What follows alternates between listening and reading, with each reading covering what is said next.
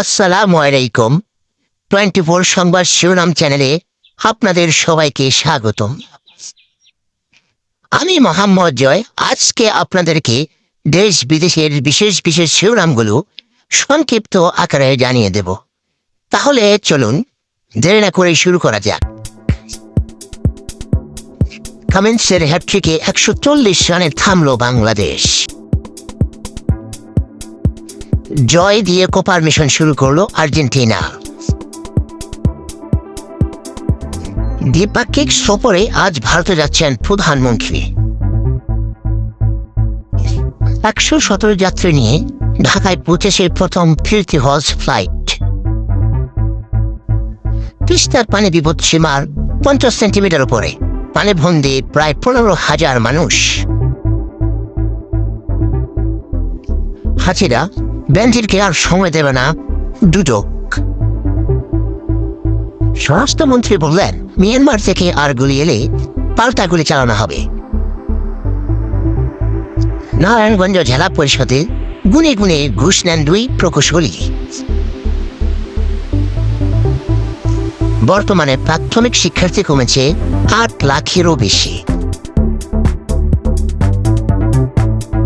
কক্সবাজারে পাহাড় দুধের স্বামী স্ত্রী দুজনের মৃত্যু।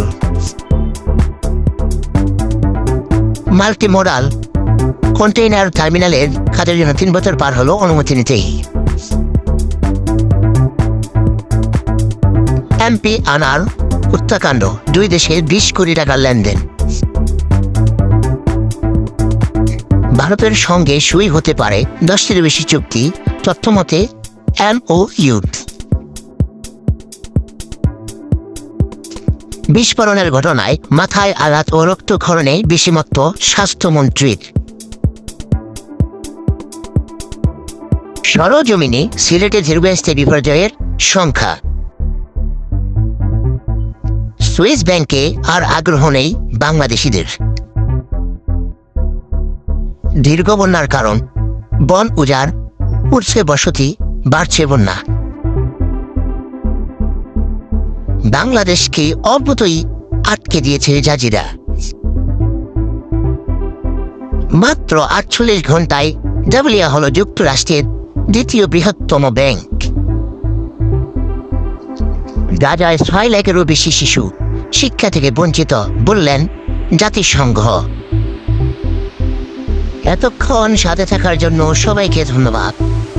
এরকম ভিডিও পেতে আমার চ্যানেলটিকে সাবস্ক্রাইব করে সাথেই থাকুন।